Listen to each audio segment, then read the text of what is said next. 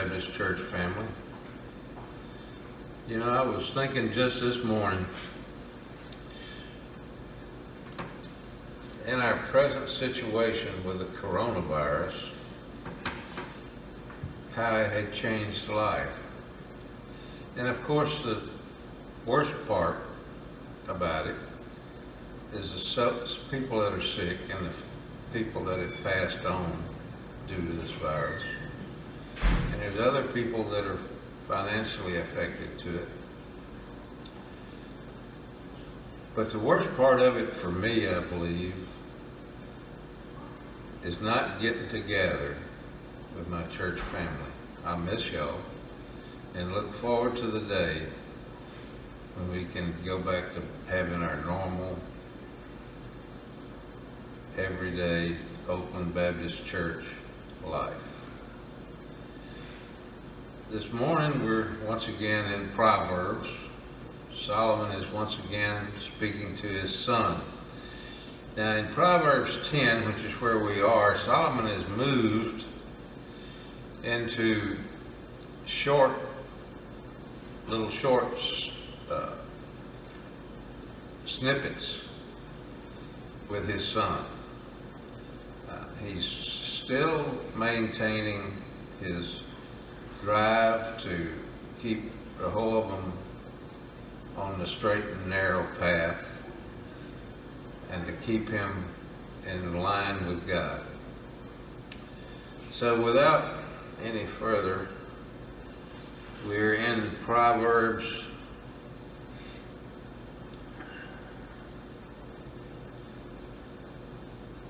well, we're actually going from 10:1 through 14:35 this morning.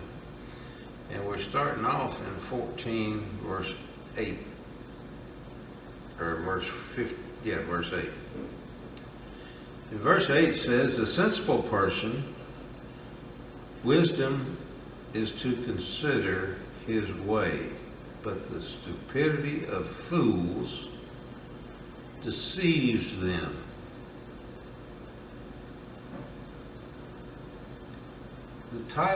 The subtitle of this little section is prudent. Their definition of prudent is that when you have a decision to make, something that you're not sure of, that you take your time and give God a chance to lead the way and to give you an answer. It works out much better that way. So many times we will make snap judgments and just go with them. Most of the time, or some of the time at least, we live to regret those. So Solomon is telling Rehoboam to be prudent, to give consideration, to take his time, to look at all the possibilities and to consider the fact that there may be others and to give it some thought. Be prudent in his decision. Be well prepared to make his decision.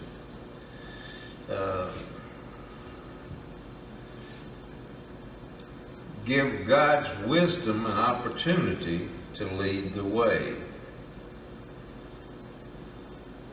Foolish people don't take the time to think through the situation that's facing them. They don't take the time to consider, if I do this, there'll be a reaction to it. It'll cause this. If I do this, it'll be a reaction to that.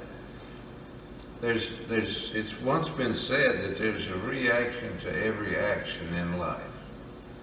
Be it good or bad. Some are good, some are bad. So the foolish folks don't stop to consider the fact that they need to give thought, to be prudent in their decision, to give God an opportunity to lead them. They go by what they see.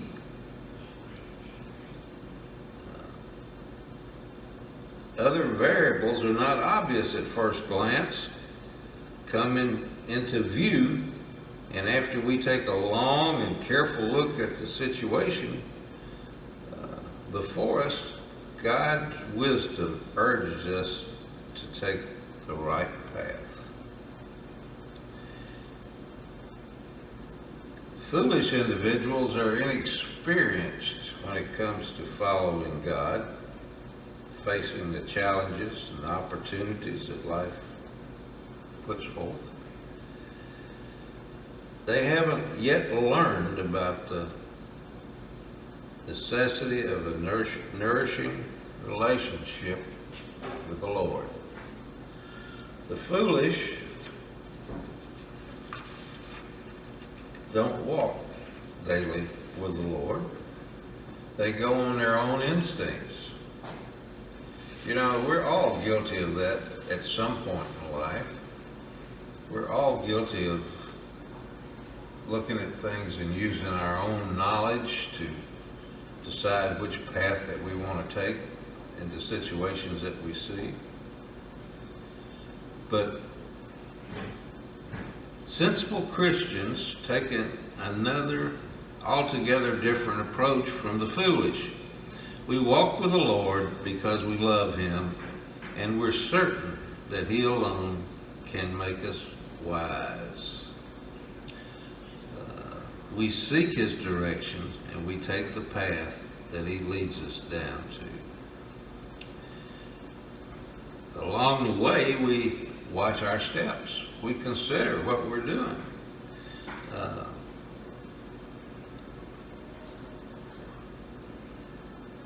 Thinking through our next steps will prevent us from doing something that will turn out to be foolish or to get us in trouble.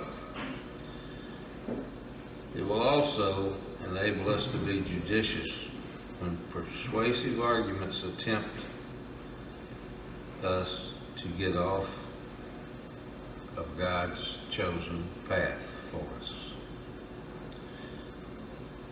We need to be dependent on God's leading. We need to walk with Him daily and have that relationship that we're able to go and ask of Him. In Proverbs 1:32, it says the complacency of fools will destroy them.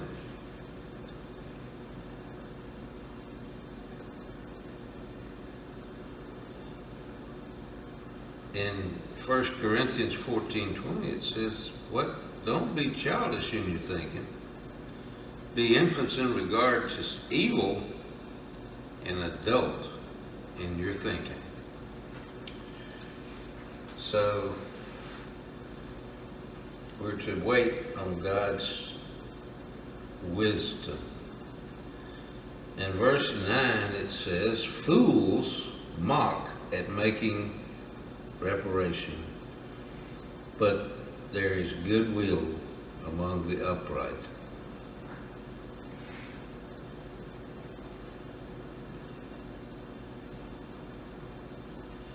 The Israelites believed strongly and lived by the law of reparation, of restitution. But a man who cheated, stole, or otherwise harmed someone else had to make restitution to that individual. He had to present a guilt or a offering to the priest. The amount of the restitution had been established by law, and people had been instructed to regard the matter of restitution as something holy. So the foolish people didn't pay much attention to that law of restitution. If they could get away with it, they did. And they felt comfortable with it. Well, you say, well, what's that got to do with us? Well, we're obligated to do the same. We're obligated, if we hurt someone's feelings, to make restitution, to go to that person and ask for forgiveness, to be kind. If we shortchange someone financially, we're obligated to make that good, to make that up to them. You know, we're obligated to walk in the way that God would have us to walk.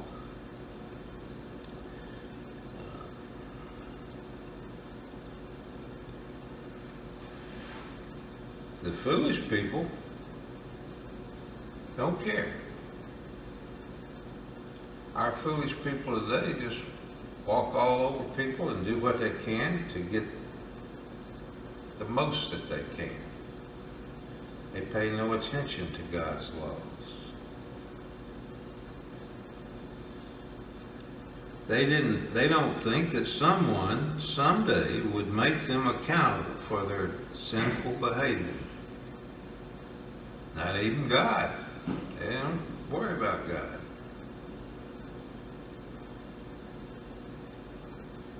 The thought that rejecting the law would bring them contentment is foolish.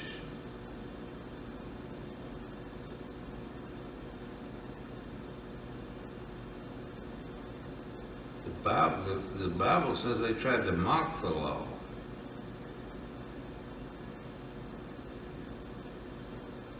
God's people grew in the wisdom, who grew in the wisdom, would respond to sin in an entirely different way.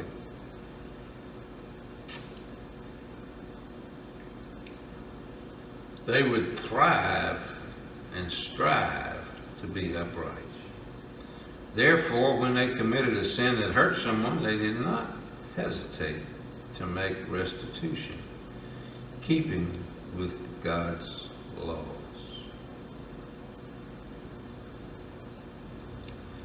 God's wisdom had guided them to understand the necessity of wholesome relationships with others.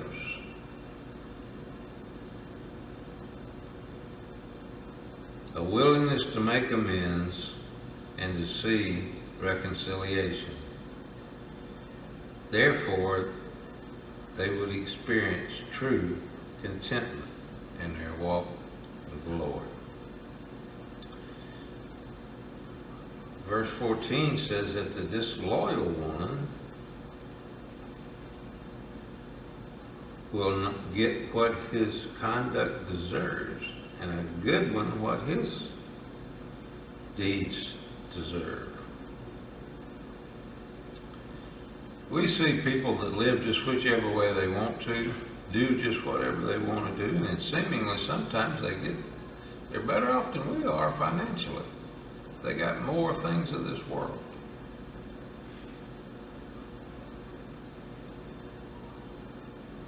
But the Hebrew term for disloyal one actually paints a picture of someone who takes steps in one direction and then falls back and goes in another direction. In other words, we tend to call them backsliders.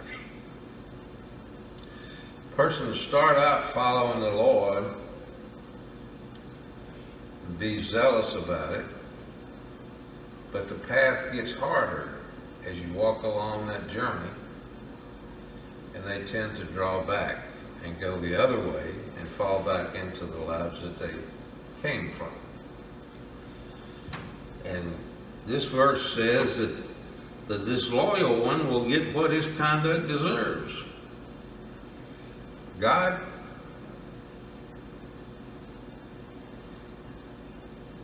is going to keep record of that disloyal one.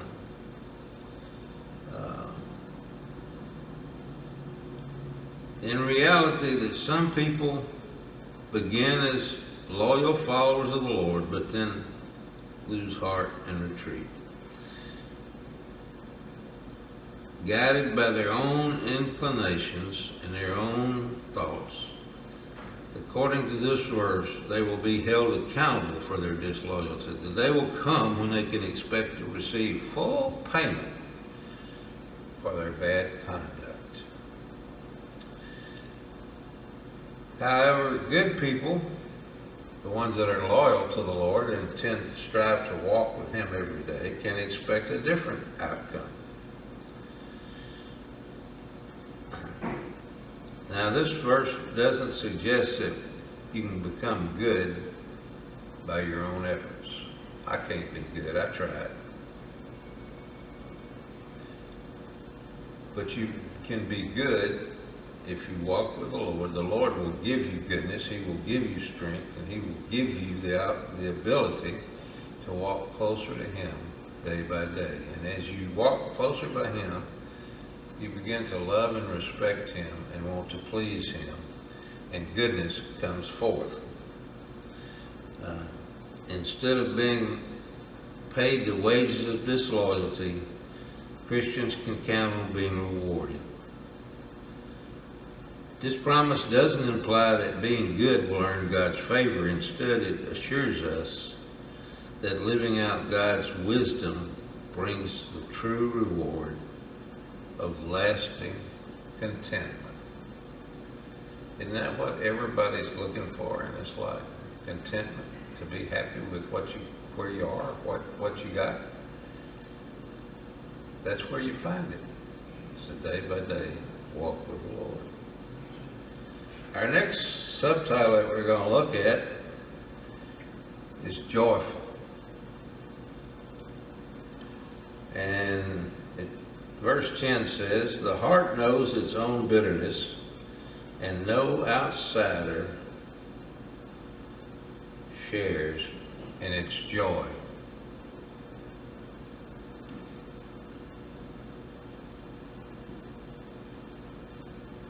A person's heart is capable of a range of emotions. We're capable of great joy, a good feeling.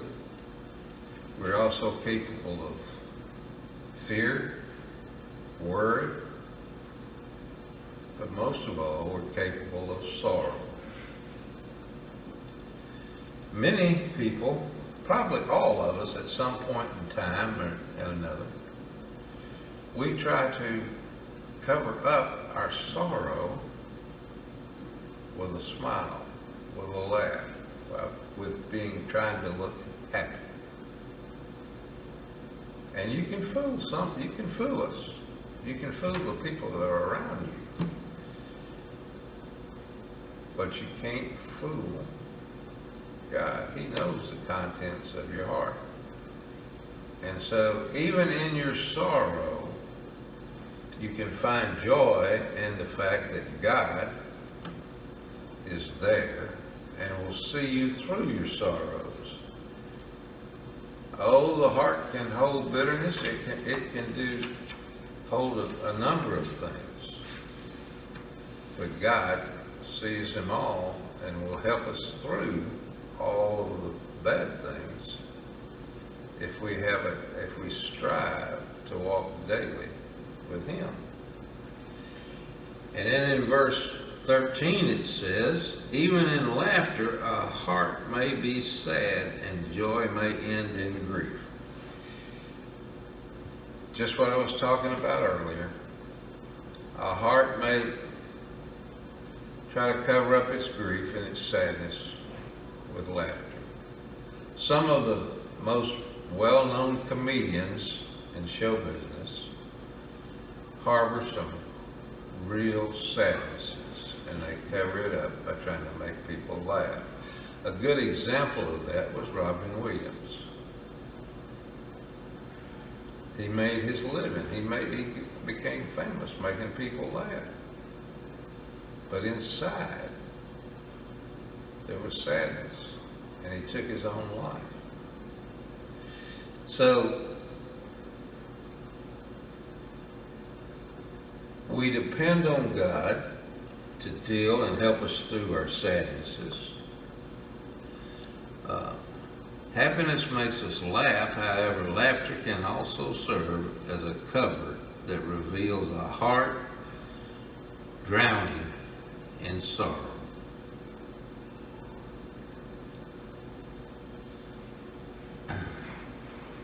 A heart full of joy comes from an intimate relationship with God. Believers don't need to develop a ruse, a blanket that covers our sorrows.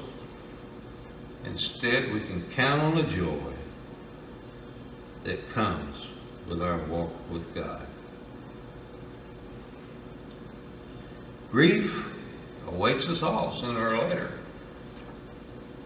We're all going to experience grief. But our joy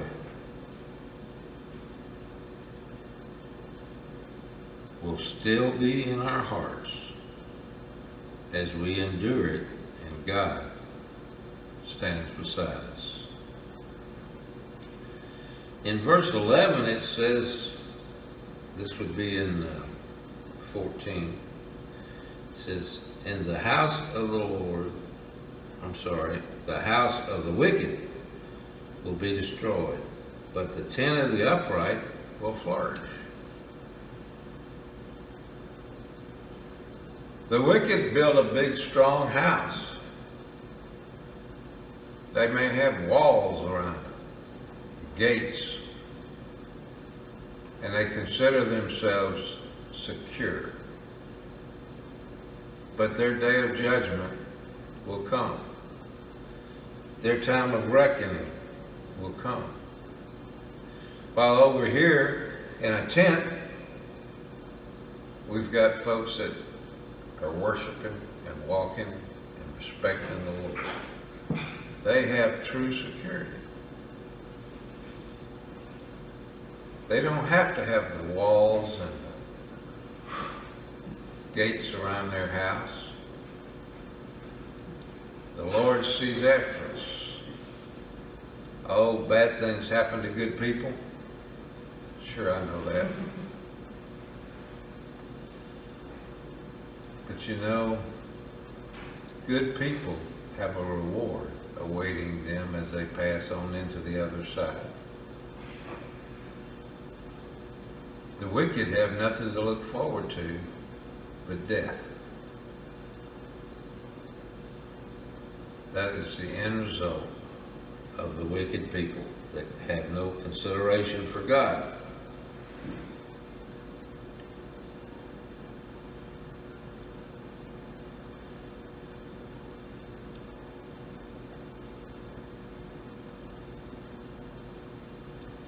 Our trust in God enables us to put His wisdom into practice as we face whatever our days bring to us.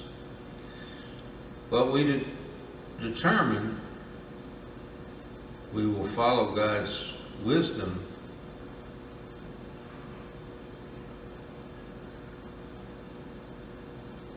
we will flourish. He will help us to flourish. Didn't say he'd help us to be rich and powerful. He'll help us to flourish. He'll help us to have a contented life and stand beside us through our trials and our bad times. Verse 12 says there is a way that seems right to a person, but its end is the way to death. Without God's guidance and God's wisdom, we take that first step on that path away from God. Solomon talked about this in earlier studies that we've done during this period. That first step down the path of the wickedness is very important. Because if you take however many steps you take down that evil path, you've got to turn around and come back to God's path, to God, the way God wants you to go. Now, sure, God forgives us sins, makes us white as snow, is what the song says. But in reality, we have to come back to Him, and we have to deal with our past. So, a person that's living without God's guidance and without God's wisdom looks ahead and he sees this path for his life, and it looks good to him. But it may not be what God had planned for him. You know, it's said that if you love what you do, you never work a day in your life. And that's what this verse is saying. Once we stop, we're prudent, we give God time to direct our paths, we study the Word,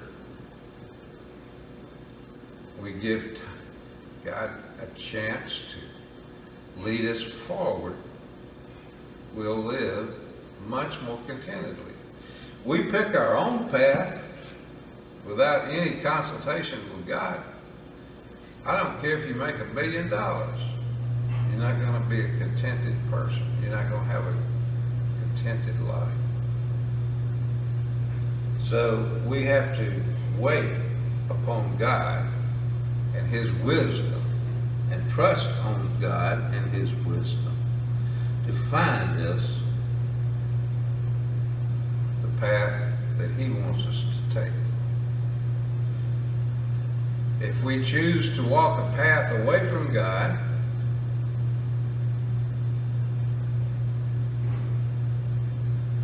then we know that what's at the end of that path